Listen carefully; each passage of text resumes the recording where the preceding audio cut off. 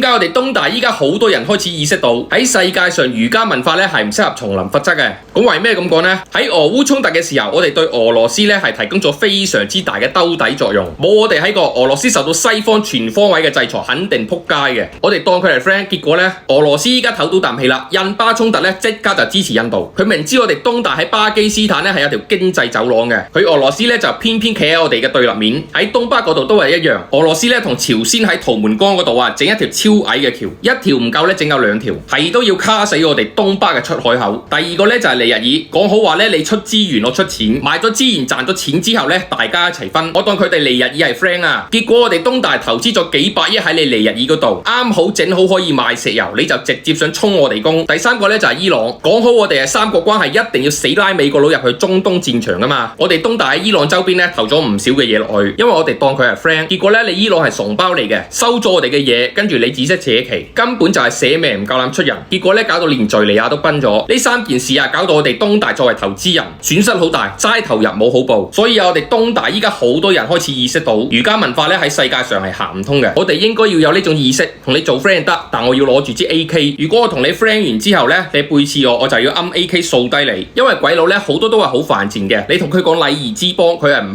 睺你嘅。因為佢哋啊好多都係中意為威不為德，所以我哋個人又好，公司又好，國家又好，喺國際上賺利益嘅，一定要好似美國佬咁樣，一隻手揸蘿蔔，一隻手咧就揸大棒。嗱，雖然咁樣咧係好粗暴，但係非常之有效。我俾利益你得，如果你出賣我嘅，我一嘢就坑死你。